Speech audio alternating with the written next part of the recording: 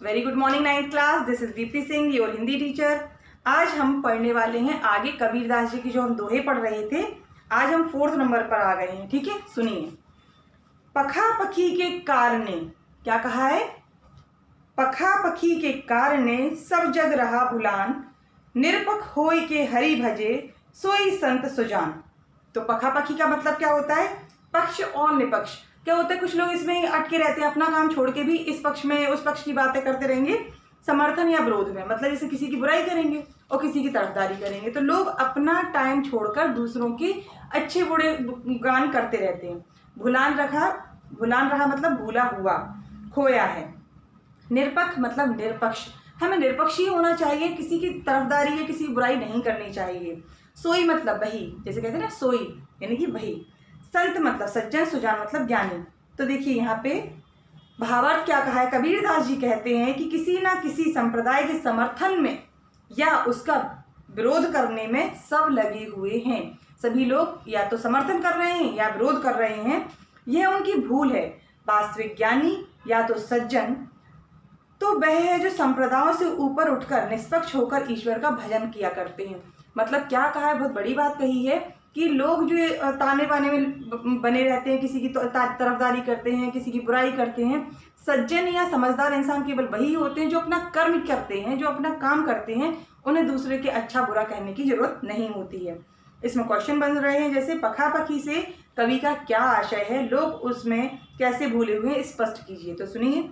पखा पखी से आशय मतलब पक्ष निष्पक्ष, समर्थन और विरोध या पक्ष और विपक्ष से है। भारतीय समाज में अनेक संप्रदाय हैं।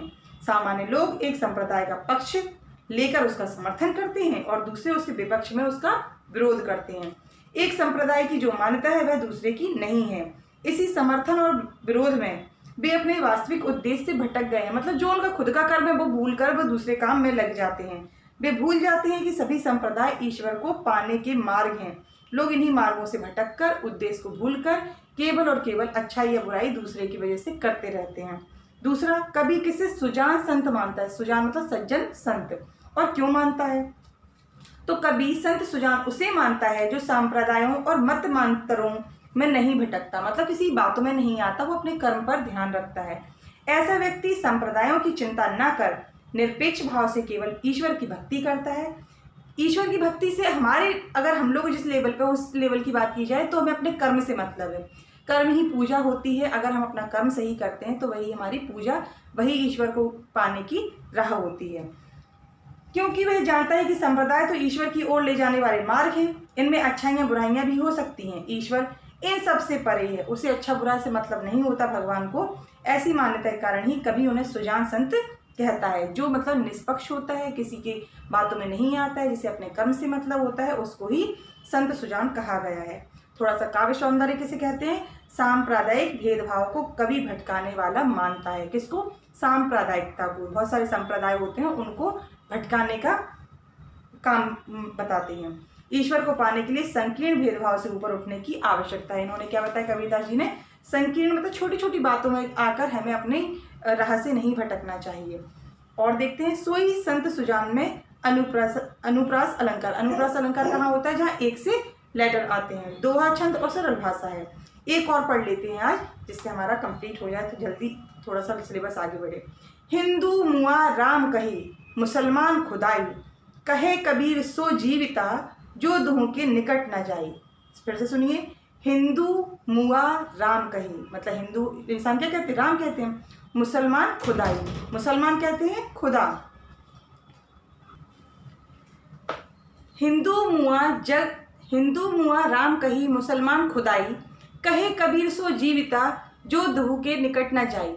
देखिए क्या कहा है। हिंदू जो होते हैं वो राम कहते हैं, मुसलमान खुदा कहते हैं। लेकिन जीवित या एक समझदार इंसान वही होता है जो दोनों के ही निकट नहीं जाता, जो अपने खुद से दिमाग से काम लेता है। ठीक है। मुआ मतलब मर गया, कहीं मतलब कहकर, सो जीविता मतलब वही जीवित है, धू मतलब दोनों, निकट ना जाई मतलब पास नहीं जाता, दूर रहता है। भावार्थ समझ लेते हैं। मुआ कबीरदास जी का मानना है कि ईश्वर तो राम या खुदा से भिन्न है, मतलब राम या खुदा से भिन्न है। उसे जान लेने वाला अमर हो जाता है। मतलब अगर किसी को रियल में राम या खुदा से अगर नाता हो जाता है या समझ जाता है तो वह अमर हो जाता है। हिंदू राम का नाम लेकर मरता है और मुसलमान खुदा का नाम लेकर मरता है। जो दोनों सांप्रदाय की मान्यताओं के निकट ना जाकर भगवान की आराधना करते हैं, वही व्यक्ति जीवित है। सच्चा ज्ञान प्राप्त कर लेने पर वह अमरता को प्रदान हो जाता है या अमर हो जाता है। अर्धग्रहण मतलब क्वेश्चन कुछ देख लेते हैं। हिंदुओं और मुसलमानों की उपासना पद्धति के बारे में कबीरदास जी की क्या मान्यता है? कबीर का मानना है कि हिंदू तो राम का नाम लेते हुए मरता है और मुसलमान खुदा का। इससे ऐसा लगता है जैसे दोनों के ईश्वर अलग अलग हों, जबकि ईश्वर ही एक ही है। आशय स्पष्ट कीजिए। कही कबीर सो जीविता दुहू के निकट न जाई। तो इसका क्या मतलब है कि कही कबीर सो जीविता दुहू के निकट न जाई।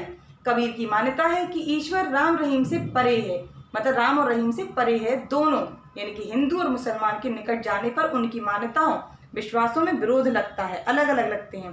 दिखावे के लिए राम और खुदा का नाम लेने वाले आखिरकार मरते ही हैं, पर जो इनके निकट नहीं जाते हैं, निष्पक्ष भाव से भगवान का ध्यान रखते हैं, उसे सच्चा ज्ञान प्राप्त होता है और सच्चा ज्ञान प्राप्त होना ही जीवित रहना है। इसलिए कबीरदास जी कहते हैं वही जीता है जो दोनों से दूर रहता है। तो आज हमने ये दोनों पढ़ लिए। आप इन दोनों को समझिए, समझ में नहीं आए तो पूछिए। आज के लिए इतना ही। Thank you.